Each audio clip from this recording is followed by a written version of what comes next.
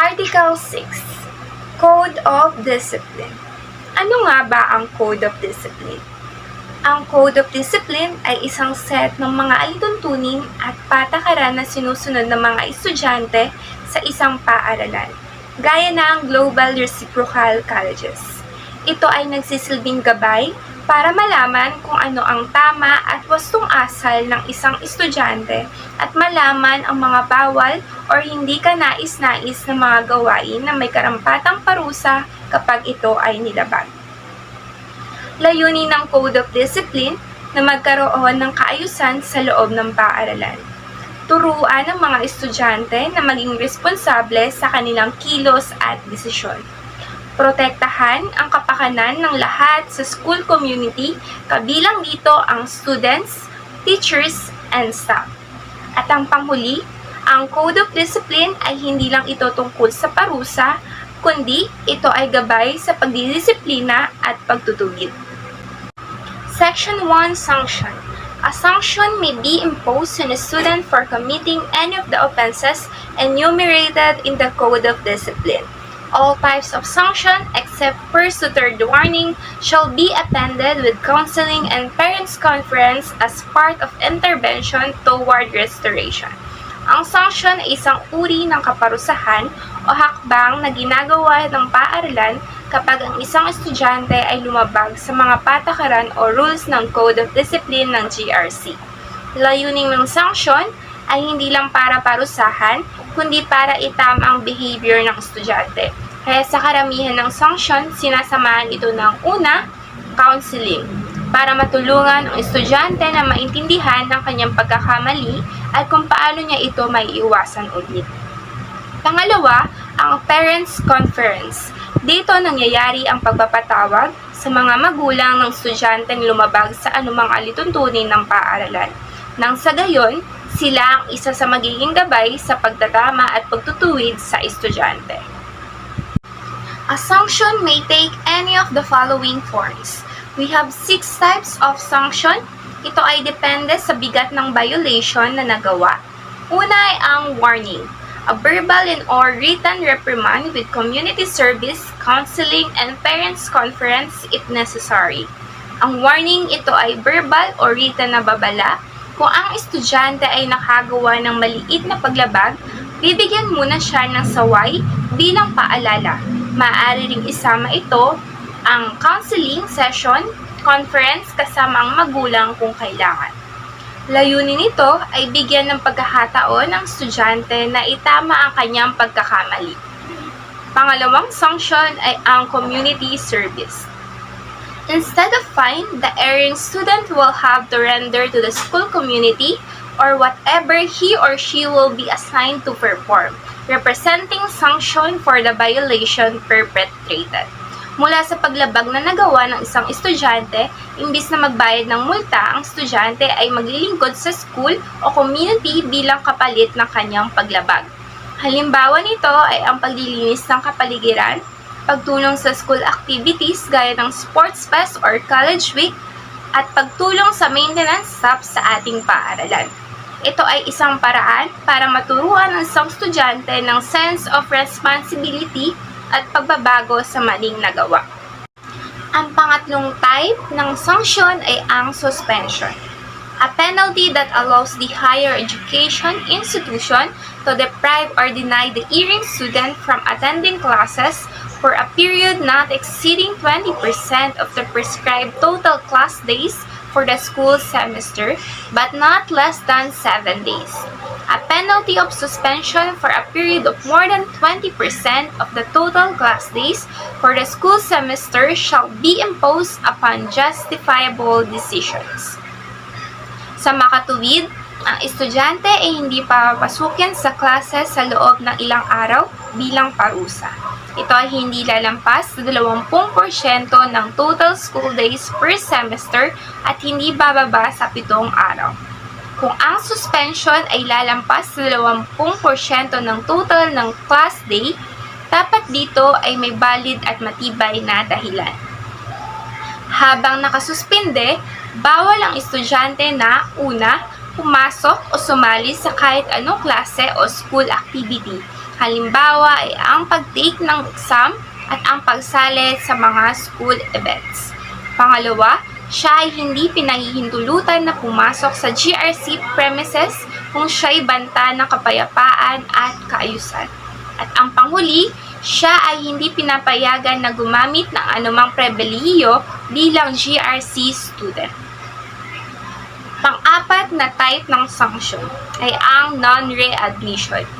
A penalty that allows the institution to deny admission or enrollment of an erring student for one school term immediately following the term when the resolution or decision is finding the student guilty of the offense charged and imposing the penalty of non-readmission was promulgated.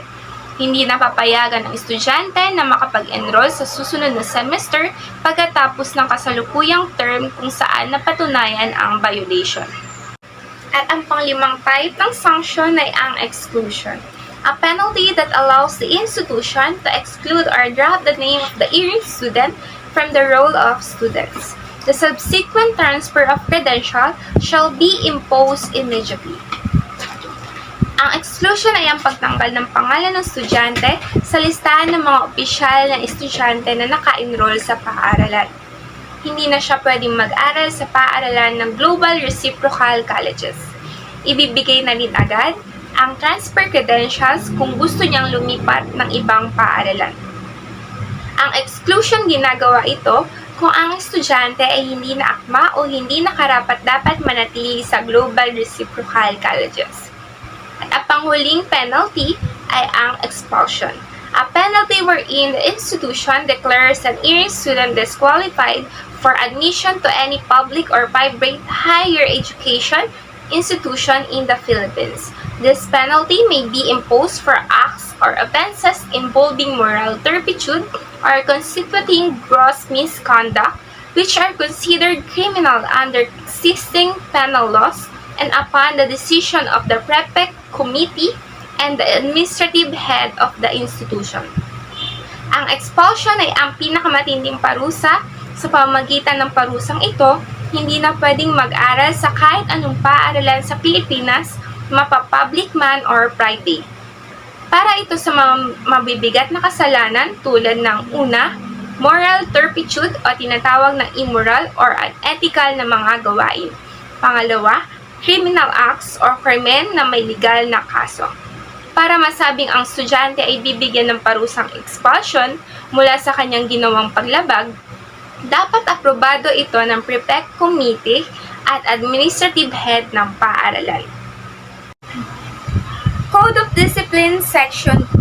Types of offenses. The first offense is the minor offense, an offense and/or violation due to misconduct or any violation that does not affect a student's learning or does not cause serious harm or damage to his or her fellow student or the institution's property.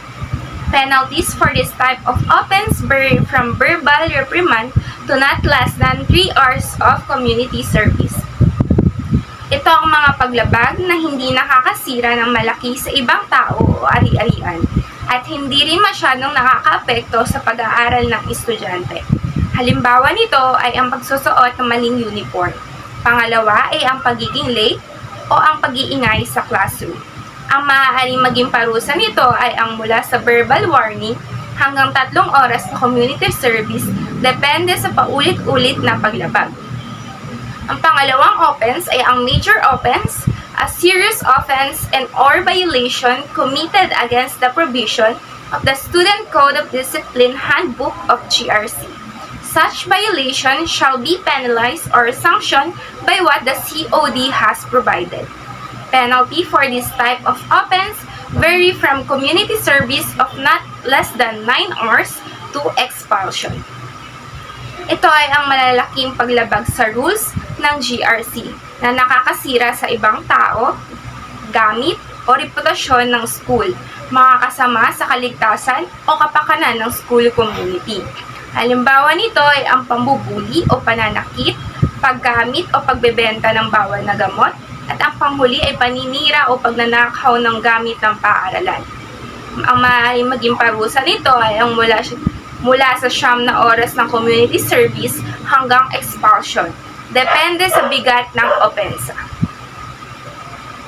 Dumako naman tayo sa Section 3 na Standard Conduct of GRC Students and Online Class Etiquettes. So meron tayo ditong 12 online class etiquette na kailangan maipakita kahit na wala tayo sa loob ng classroom. Una na dito ang, the students shall use the official GRC account in signing up for official online platforms. So, kailangan natin gamitin ang official na GRC account natin para makasali sa online classes. Hindi pinapayagan ng ibang emails na hindi na ipapakita ang pagkakakilanlan natin bilang estudyante ng GRC.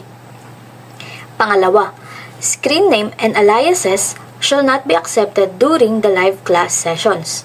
Dapat, gamitin natin ang totoong pangalan natin at hindi alias o nickname natin para ito sa tamang pagkakakilanlan ng mga estudyante at upang makilala na rin tayo ng ating guro at kapwa mag-aaral. Pangatlo, the students shall use appropriate language and tone during online class sessions.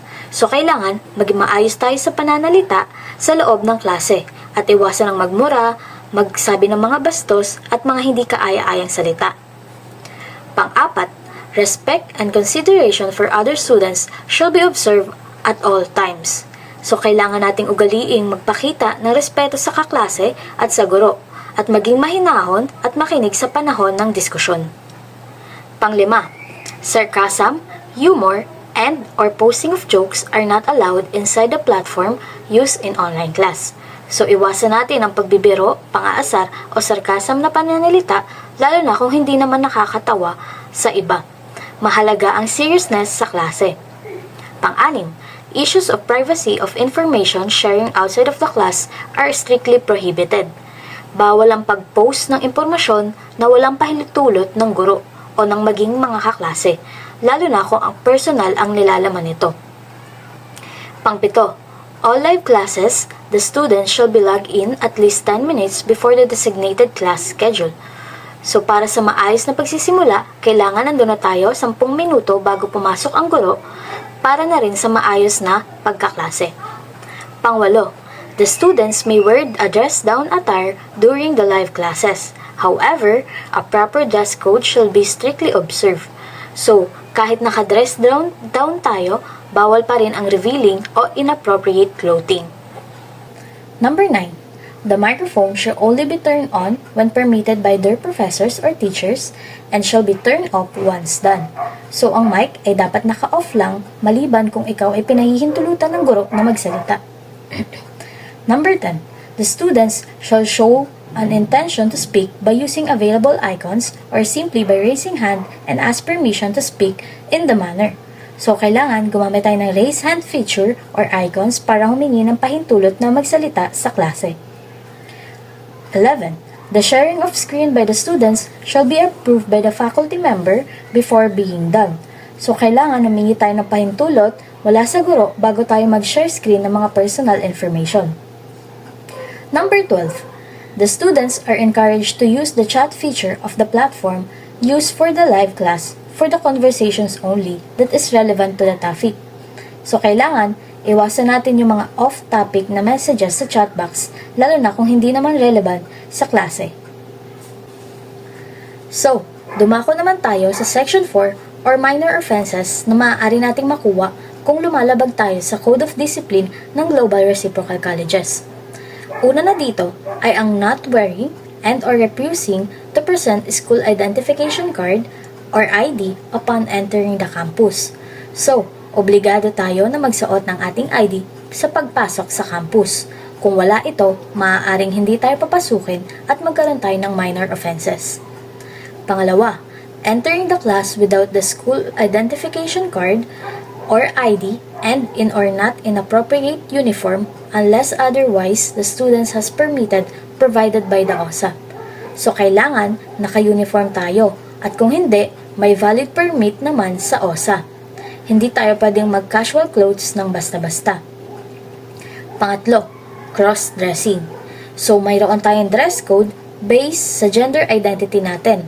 Bawal ang mga revealing clothes din or flashy clothes kapag pumapasok ng school. Pang-apat, use of school facilities and or school equipment without permissions. So, magkakaroon tayo ng minor offenses kung hindi tayo nagpapaalam or walang pahintulot na gumagamit ng mga equipment mula sa school. Number 5. Within online class or class, use of foul languages or any equivalent to demeaning gestures within the school premises or on social media or in any online learning platform that might cause damage to the image of the institution or any of its personnel. So, bawal ang paggamit or gestures o salitang nakakasira sa imahe ng paaralan o tao na nandito. Kasama na dito ang paggamit ng social media na nakakasira para sa school. Pang-anim, public display of affection or PDA. So, hindi akma sa paaralan ang labis na lambingan ng mga magkasintahan na nag-aaral dito. Panatahilihin pa rin ang professional behavior. Number 7, eating or drinking inside the laboratories. So, magkakaroon tayo ng minor offenses dahil delikado ang pagkain o pag-inom sa laboratory dahil maaari itong magdulot ng aksidente. Number 8, entering the restricted area inside the institution without any permission from the school authority. Magkakaroon tayo ng minor offenses kung tayo ay pumasok sa mga lugar na ipinagbabawal pasukin ng authority lalo na kung wala tayong permit. Ngayon ay atin namang talakayin ang Section 5 ng Article 6 Code of Discipline ng ating Student Handbook, which is tumutukoy po ito sa mga major offenses at yung kanila pong mga kaukulang sanction. At ang mga sumusunod na paglabag ay itinuturing po na malubha o mga major offenses at kapag napatunayan ng ating paaralan na nagkasala ang isang estudyante sa alinman sa mga ito, ay maaari siyang mapatawan ng mga mabibigat na parusa mula sa suspension hanggang sa expulsion. Ang unang major offense ay sexual harassment and acts of lasciviousness. Ito po ay labag sa Republic Act 7877 o mas kilala bilang Anti-Sexual Harassment Law, pati na rin sa Article 336 ng Revised Penal Code. Ibig sabihin po, ang anumang hindi ka nais-nais na kilos, pananalita o pisikal na mga aksyon na may halong sexual ay isang seryosong paglabag at ang ating paaralan po ay may zero tolerance sa ganitong gawain. At ang pangalawa naman pong major offense ay ang sexual immorality and obscenity. Kasama na rin po dito yung mga premarital sex at mga kilos na maaaring magtulak o humantong sa ganitong gawain. So, layunin po ng ating paaralan na panatilihin ang moral na pamantayan at respeto sa sarili at sa kapwa. Ang ikatlo pong major offense ay participating fraternity, gang, and sorority, and gang including exercising hazing. So, ang kahit anong connection po ng isang estudyante sa fraternity, gang o sorority, lalong-lalo na po yung may kasamang hazing, ay mahigpit po na ipinagbabawal sa ating paaralan. Dahil ito po ay delikado sa kaligtasan at katahimikan ng global reciprocal colleges. At ang pang-apat naman po na major offense ay ang possession of liquor and or under the influence of liquor. Ang pagkakaroon ng alak o pagiging lasing habang nasa loob ng paaralan ay hindi katanggap-tanggap. At isa ito sa mga paglabag na may kaakibat na mabigat na parusa, kagaya na lamang po ng suspension. Ang panglima naman po na major offense ay ang possession of illegal drugs and or under the influence of illegal drugs.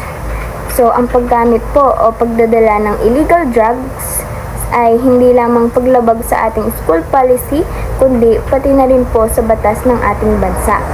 At ito po ay ang pinakamabigat na offenses at maaaring magresulta ng expulsion. So, ang pang-anim naman po ay possession of cigarette and or smoking whether or not inside the campus while wearing the school ID and uniform. So, kahit hindi sa loob ng campus, kung ang isang estudyante po ay nahuling nagninigarilyo habang suot ang school ID at uniform ng GRC, ay maituturin po itong paglabag. Dahil ang ating paaralan po ay nagsusulong ng malusog na pamumuhay para sa lahat ng estudyante. At ang karampatang parusa po para sa mahuhuling estudyante na naninigarilyo na habang suot ang school ID at uniform ng GRC ay community service. Ang pangpito naman po ay ang possession of deadly weapon such as knife, ice pick, guns, and or any harmful objects.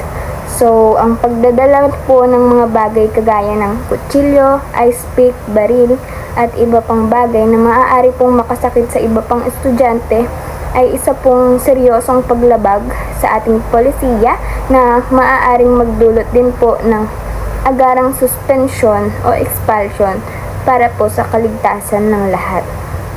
Ang pangwalong major offense ay ang theft. Ito po ang pagkuha ng mga bagay or gamit na hindi sa atin. At sino mang estudyante ang mahuli ng ating paaralan at mapatunayan na siya ay nagnakaw nga ay maaaring mahatulan ng mga parusa kagaya ng community service sa kanyang unang beses na paglabag. Ang ika-siyam ay ang extortion. Pamimilit o pananakot para makakuha ng pera o gamit mula sa ibang estudyante. Halimbawa nito ay ang paghingi ng pera kapalit ng hindi pagsumbong o pananakit. Ang ika-sampu ay ang bribery. Pagbibigay ng pera o regalo kapalit ng pabor o para makalusot sa patakaran ng paaralan. Ang halimbawa naman nito ay ang pagbabayad sa guard para makapasok ng walang ID o kaya binayaran ng guro kapalit ng mataas na grado. Ang ika-11 naman ay ang acts of violence, assault, or physical injuries against fellow student, faculty members, administrators, and or to the other personnel. Pambubugbog, pananakit o anumang physical na pananakit sa kapwa estudyante, guro, or school staff sapagkat alam naman natin na ang patakaran sa loob ng paaralan ay hindi tinotolerate ang pananakit. Ang ika-12 ay ang slandering and or libeling against fellow student, faculty member, administrators, and any institution's personnel. Panininang puri sa salita o slander o sa sulat or post or libel laban sa ibang estudyante, guro o school personnel. Halimbawa nito ay ang pagpo-post ng fake news tungkol sa guro.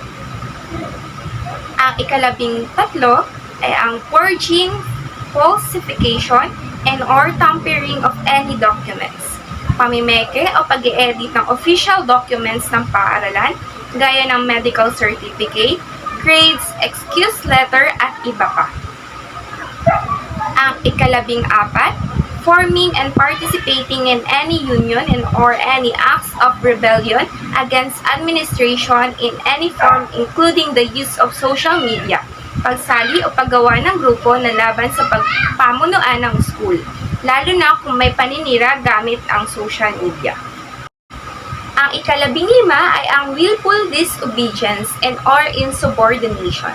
Ito ay hayagang pagsuway o pagtanggi sa utos ng guro o admin na naaayon sa patakaran. Ang ika-16 naman ay ang any forms of corruption, anumang hindi tapat sa gawain na may kinalaman sa pera, resources o pribilehiyo. Halimbawa nito ay ang paggamit ng pondo ng organization para sa personal na gamit. At ang ika-17, ang any forms of dishonesty such as but not limited to borrowing and or lending ID or COM to his or her fellow students, cheating, plagiarism, and etc. Anumang klase ng pandaraya tulad ng paggamit ng ID o COM ng iba, pangungopya tuwing exam, plagiarism or pangungopya ng gawa ng iba at pag-aangkin nito. So, number 18 na major offenses ay ang destruction of school property including vandalism. So, ang pagsisira o pagsusulat sa property ng school ay isang malaking kasalanan. Kaya naman, kapag ginawa natin ito, ay magkakaroon tayo ng major offenses. Number 19, possession, use, and or distribution of pornographic materials including pornography or like in the internet. So, bawal tayong mag-access, mag-share, or magkaroon ng possession ng porn sa loob ng campus dahil hindi naman ito katanggap-tanggap sa ating academic setting. Number 20, any form of gambling. So, ipinagbabawal ang kahit anong uri ng sugal sa ating paaralan. Kasama na dito ang online betting or ang mga card games. Number 21, unauthorized solicitation and activities without permission from the Office of the Student Affairs. So, hindi tayo pwedeng mangolekta ng pera or goods nang walang pahintulot ng OSA, lalo na kung hindi naman ito official school activity. Number 22 ay ang cybercrime. So, major offenses ang cybercrime. Ano nga ba ito? So, seryosong kasalanan ng hacking, phishing, o pagnanakaw ng school data. So, may kaakibat itong legal na kaso kung ginawa natin ito. Number 23, invasion of privacy such as appropriate names, likeness, or some other personal attributes. So, bawal ang pagsisiwalat ng mga private information, identity, or conversations ng iba. So, respetuhin natin ang privacy ng ating mga kapwa students at ating mga guro. Number 24, violating the restrictions on fire safety policy. So, ang mga aksyon na nakakaapekto sa fire safety ay delikado at maaaring magkaroon ng distraction sa iba. Number 25, causing and or creating commotion. So, ang paglikha ng mga gulo, sigawan o away sa loob ng paaralan ay very destructive at nakakasira ito sa kaayusan ng paaralan. Kaya naman kung gagawin natin ito, ay magkakaroon tayo ng major offenses. Number 26, bullying, such as but not limited to physical bullying or relational bullying and or cyberbullying. So, ano ba yung mga bullying na yon? Kahit anong bullying or anumang anyo ng bullying, physical man, emotional, or online ay mahigpit na ipinagbabawal sa atin. Kaya naman, hindi tayo maaaring gumawa ng kahit anong bullying sa ating mga kaklase maging sa ating mga guro. Ngayon ay ipapaliwanag ko naman po ang proseso kung paano tayo maaaring mag-submit ng reklamo at kung paano rin hinahandle ng Global Reciprocal Colleges ang mga kasong kinasasangkutan ng mga estudyante. So ito po ay tinatawag na Student Case Procedure. So ang prosesong ito ay sinisiguradong patas, malinaw at may tamang hakbang para sa parehong panig, which is yung nagrereklamo at yung inirereklamo. So, sa bawat hakbang po, sinusunod po natin ang tinatawag na due process. Ibig sabihin po ay binibigyan ng pagkakataon ang bawat isa na marinig at maipagtanggol ang sarili. Ang unang hakbang po ay ang complaint received. Ang proseso ay nagsisimula kapag may natanggap na reklamo. So, kapag may reklamo laban sa isang estudyante, kailangan lang po mag-submit ng incident report sa office ng Students Affairs o mas kilala natin bilang OSA. Ito po ay yung tanggapan na unang tumatanggap at tumitingin ng mga reklamo. So, ang ikalawang hakbang naman po ay ang preliminary investigation and evaluation. So, pagkatapos po nilang matanggap yung reklamo, magsasagawa po ang OSA kasama ang mga prefect committee ng paunang investigasyon. So, sa part na ito, aalamin muna nila kung may sapat ba na dahilan o basihan yung nirereklamo ng isang estudyante. So, titignan po nila doon yung mga ebidensya, testimony, at iba pa pong details na maaaring magpatunay ng kaso. So, dito rin po nila nilalagay yung sa tamang kategorya yung mga kaso kung ito ba ay minor offense o isang major offense. So, kung yung kaso po ay isang major offense at nakikitang banta ang estudyante sa kapayapaan ng paaralan, maaaring pansamantalang suspendihin ang estudyanteng iyon habang iniimbestigahan po yung kaso. So, kapag nasuspende na po yung estudyante na yon, maaaring yung magulang or yung guardian po niya ang haharap sa investigasyon. Ang ikatlong hakbang ay ang decision and resolution. Dito po gagawa ng final decision ang prefect committee kapag tapos na ang investigasyon. So, sila po yung magpapasya kung anong parusa yung ipapataw sa estudyante na yon base sa bigat ng kanyang kaso.